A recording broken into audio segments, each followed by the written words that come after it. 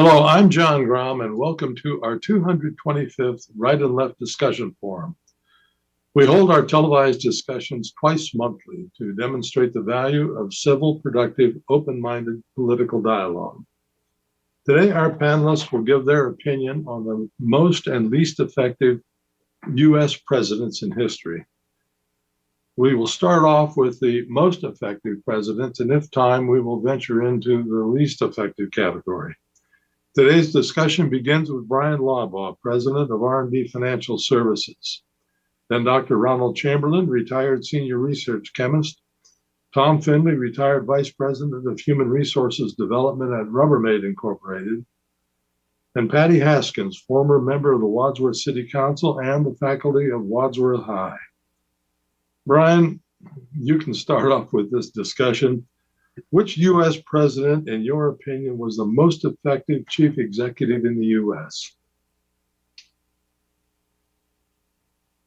Well, I think if I'm just using presidents that I've not known personally, but lived through their administration. So I'm not going to go back to that would be the best thing to do. Yeah, yes, Abraham Lincoln or anything like that. I would say I would have to go with Ronald Reagan. I think he was probably the most effective communicator. I think he was the most effective in working with the other side of the aisle. I think he had a good relationship with his Democrat counterparts. And there seemed to be a cohesiveness in his administration when it came to the messaging and what they wanted to achieve. So I have to go with Ronald Reagan being the most effective. I think it was his presidency was probably one of the last presidencies before we got into the politics of personal destruction.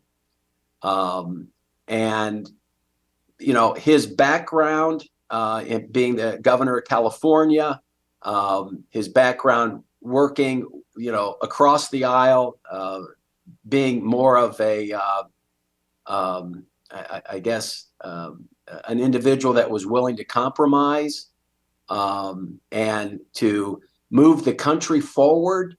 I think, to me, that's what I remember the most, is that there seemed to be a feeling that they were going to put, you know, politics aside and move the country forward. Coming off of, you know, Jimmy Carter's 4-year administration, maybe it wasn't that hard, you know, maybe the bar was that low that Ronald Reagan, as far as I was concerned, vaulted over it, and the country was just willing and waiting and wanting to move forward together and to work together. Now, maybe those on the panel that were a little older see it a little differently, but that's the sense that I got was, you know, for me, Ronald Reagan would be probably the most effective leader that I remember. To what extent do you give Ronald Reagan credit for ending the Cold War? Well, I'd probably say he was in the right place at the right time, because there were plenty of steps taken, but he had the ability to communicate the message. And the Cold War was, I think, ready to be, you know, Mikhail Gorbachev was ready and had prepared the USSR for the eventual, you know, the eventual opening of Russia. They just couldn't continue on the path that they were on. I mean, they were pretty near bankrupt as a country. I mean, if you think about it economically, what was Russia producing at the time that the world was buying? Maybe oil. I mean, anybody buy a car out of Russia? Anybody? I can't think of anything that had made in Russia. Now, obviously, there were embargoes and that kind of stuff, but I think Russia was ready, and Ronald Reagan was in the right place at the right time, and he delivered the message. And that speech that he delivered, you know, in Berlin was probably the linchpin. And I don't You think mean the Mr. Gorbachev tear down this wall? tear down this wall. Yeah. And I think that's one of the things that's lost on the current generation, the current body politic, is that there was a physical wall. I mean, it was, my dad was stationed over there for pretty near 3 years. Our field trip was to the Berlin Wall. We rode the train through East Germany into Berlin, and it was not one of those happy moments. There was an actual wall. There was animosity. People were jumping out of windows to get into the western side. And I think people don't understand that, the threat that Russia presented and what they did to the country of Germany was real. And we can't forget that when dealing with people like Putin now. So I think he was, at the right place at the right time and the right man for the job. And he was able to effectively communicate what needed to happen for Russia to pull itself out of, the Cold War and to open up that country to democracy. Okay, Ron, you're a little older than Bryan. Do you have any earlier presidents that you would pick? Yeah, I'm going back a little bit further in terms of presidents who made profound differences and changes in our country. And my choice is Franklin Delano Roosevelt. And when he came on in 1933, completely wiping out Herbert Hoover, pretty much, in the midst of the Great Depression, within his first 100 days. Well, first of all, the reason I say this is because I think that he laid the groundwork and started out the concept that the government, a liberal concept, that the government has a right and a duty to help take care of their population in extreme situations, and can't rely completely on the state. You can't rely completely on private enterprise, but the government has a role here. So within his first 100 days, he passed a whole series of programs, which has become known as the New Deal. And I did some research on this to look up some things that I just vaguely remembered, because after all, I was born in 1935. So my formative years were during World War II, really not the Depression. It was pretty much over by then, by the time I was aware.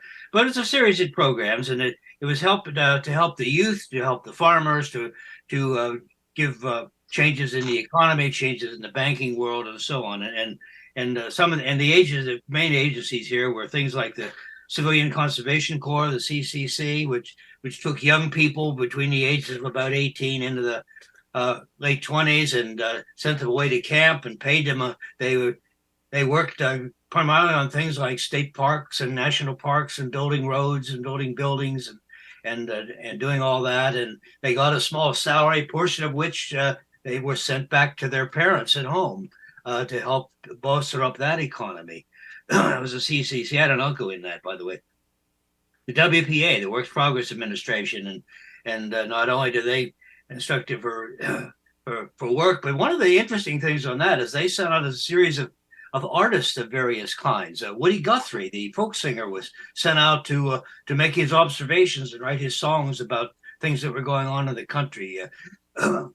Famous photographer Dorothea Lange was out and documented earlier in the Dust Bowl and then through the Depression about what was going on, and things like that. It's called the Civil Works Administration, the Farm Security Administration, the National Industrial Recovery Administration, and the Social Security Administration. And so some of these are with us today. And so this giving support to the unemployed, to the youth, and to the elderly. And but what this did, this really pretty much divided the Republican Party at that point.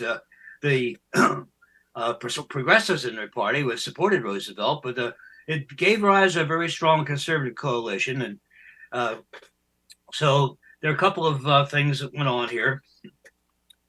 When the war started, and before the war started, the Japanese had invaded China. So Roosevelt was helped with the economic and diplomatic support to China, to the UK, and to the Soviet Union, where to combat Hitler.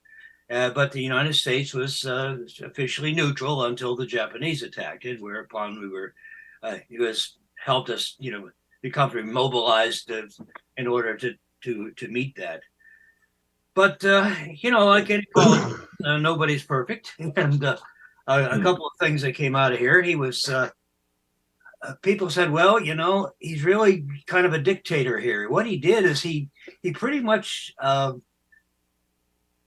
People say that he wiped out the problem of separation of powers here because the Democratic Party and the administration really became very closely melded at this point, very closely allied. The Democrats, as a power base, that were different. They became very strong in the South. They supported the big city machine politics, pretty much. The labor unions, which not a bad thing there, in my opinion, but things of that sort. He also stacked the Supreme Court. So, he's trying to consolidate power. He's being a dictator here. A couple of things that in history, as you may have known about, he once turned away an entire shipload of Jewish refugees, refusing to allow them to land in the United States and sent them back. Yeah. He caused the incarceration of the Japanese Americans on the West Coast into concentration camps, basically. So things like that came on. He did quite a bit of help, but and another little interesting thing came out. There was some anti-lynching legislation that came up, and he refused to support it. So I think in terms, however, of effectively changing the outlooks of politics in this country, I think Franklin Delano Roosevelt probably had as much to do with this as anybody. So he's my candidate for the most effective president in contemporary times, anyway. Okay, Tom, what are your thoughts on this topic? Well, I'm going to say I second the motion, but for a little bit different reasons. No, I would say for some additional reasons, and they're very personal. So I'll say I second the motion as far as you're concerned, your presentation, Ron. But I would add to this.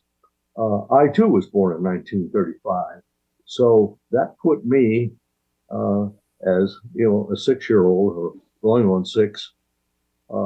My dad was drafted. My dad took our small home, which he and my mom built in Apple Creek, and rented it to my uncle, my mother's brother. And he took us to Worcester because he had gotten drafted. He worked for the Gerstenslager Company and put us in an apartment, only to have Gerstenslagers declared a war-producing company because they were now assigned the task of building body pickup wagons or trailers, whatever you wanted to call them, on the battlefield. My dad did not get drafted, but he worked through the war. But that fear that was around a 6-year-old learning how things work, if you will. And I saw Roosevelt in action. I heard him speak on the radio. I remember sitting with my parents listening to that radio and the whole business. He made a profound impact on how I thought political leaders should lead. And I haven't changed my mind since.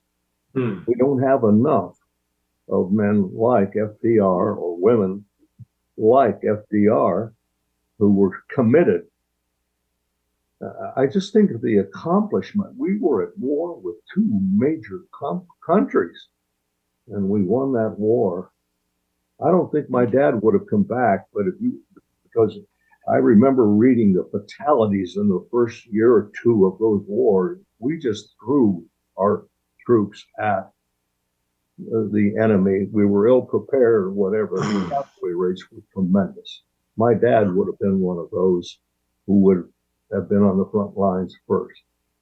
Yeah. So it's a very personal reason I use this man, FDR, as this is kind of the person I would want president quite frequently in this country.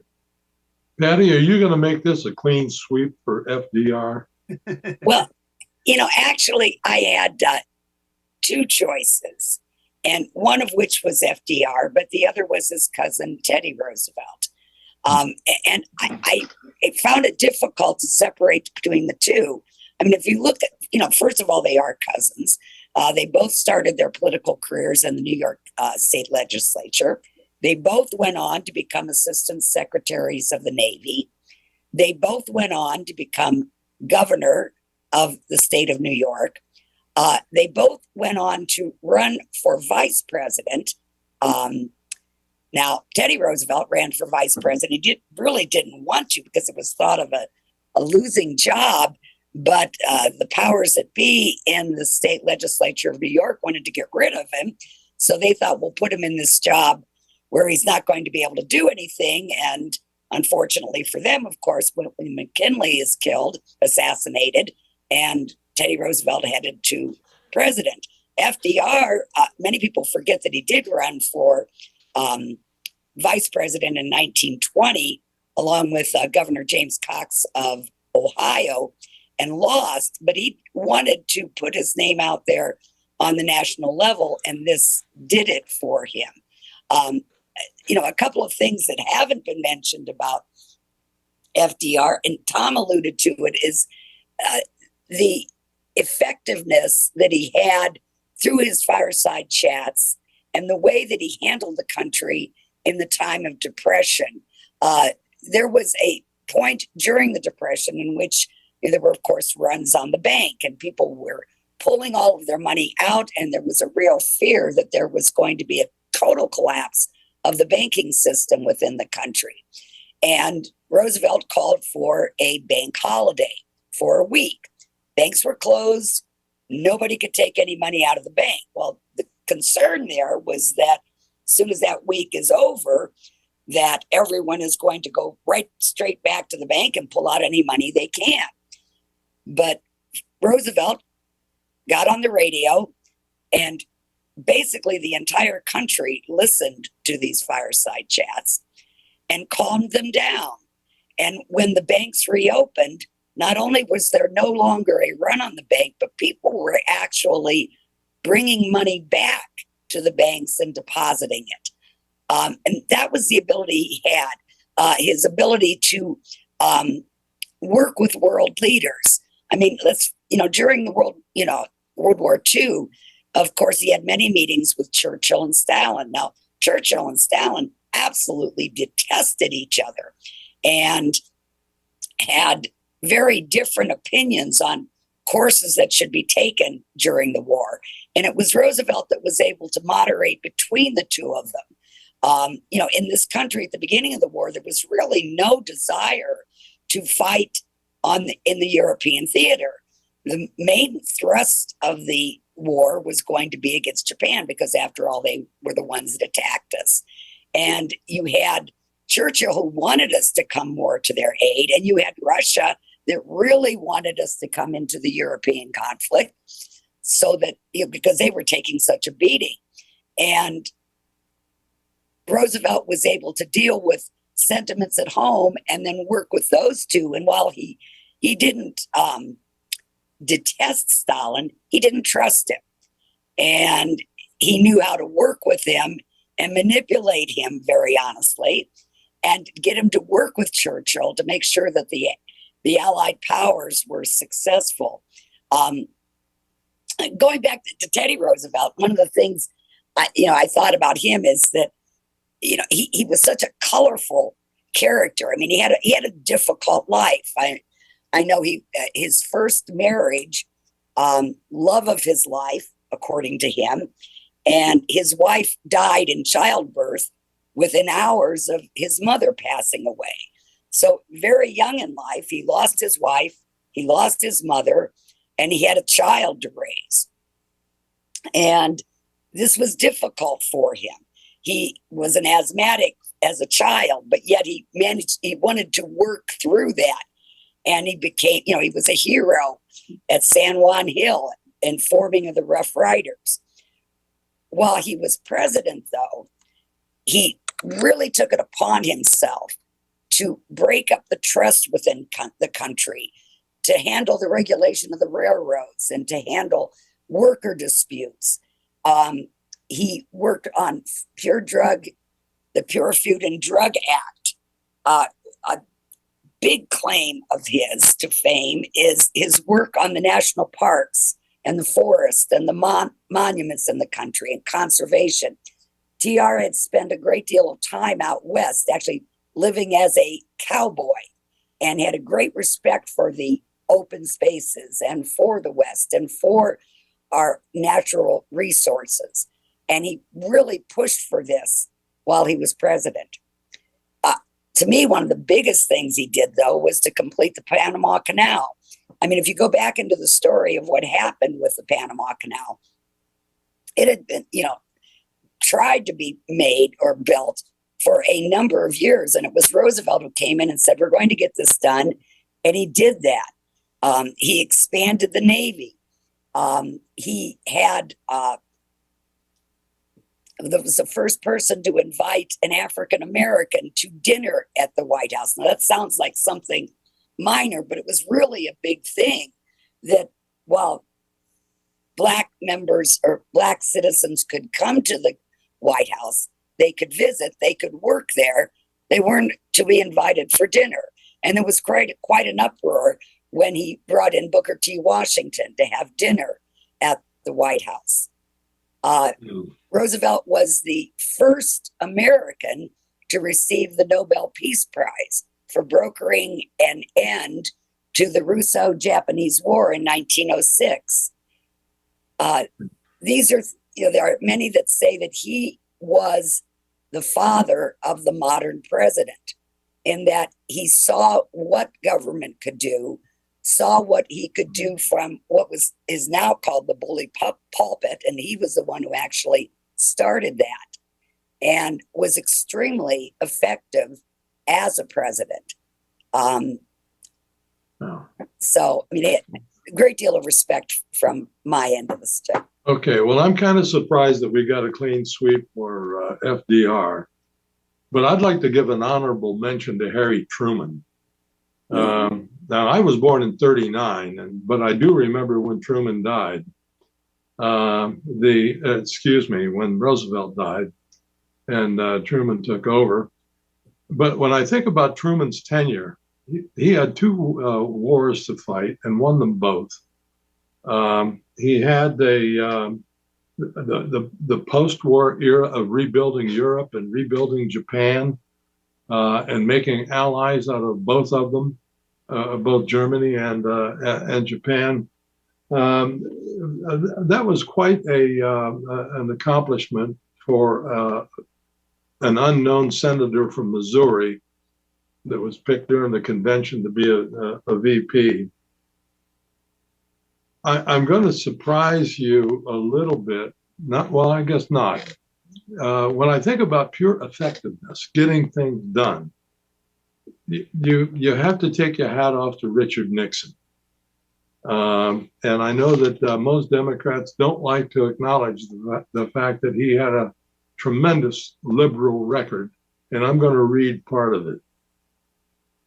He was responsible for the Clean Air Act, the Clean Water Act, the Environmental Protection Agency, the Council on Environmental Quality, the declaration of the official First Earth Day and Earth Week, the Bureau of Oceans and International Environments and Scientific Affairs, reformed the U.S. relationship with Native Americans, greater self-determination and civil rights and he was referred to as the Abraham Lincoln of the Indian people. He reformed welfare with new serious civil rights laws and agencies for minorities and women. He spent more money on social programs than on defense. Funding for new social welfare programs under Nixon grew from $55 billion in 1970 to $132 billion in 1975. He increased the food stamp spending from $610 million to $2.5 billion. Supplemental security income for the aged, blind, and disabled. Occupational Safety and Health Act, OSHA. I'm not going to brag about OSHA. Desegregation of Southern schools, and he did it in a very quiet way without a lot of conflict.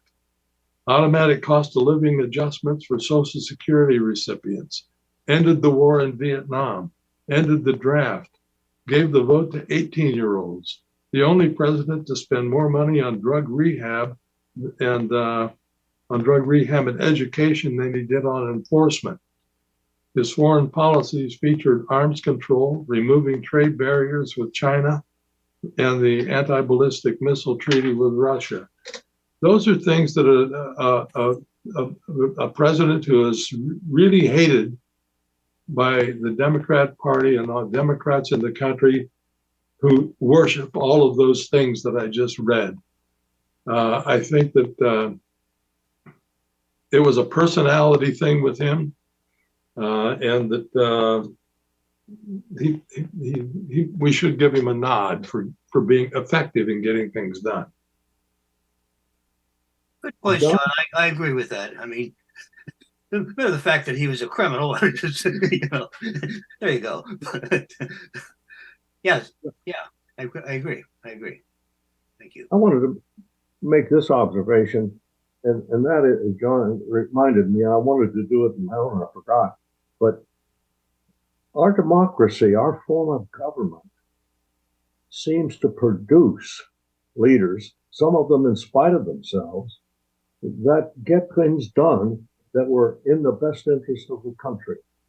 When you look at the span and the number of presidents we've had, that's a statement that it just finds itself throughout. So our form of government has stood the test of time, if no other way, produces leaders that care and get things done that are in the best interest of our citizens. Okay, folks, our time is up. Thank you very much. That was a stimulating hour worshiping FDR. Appreciate that.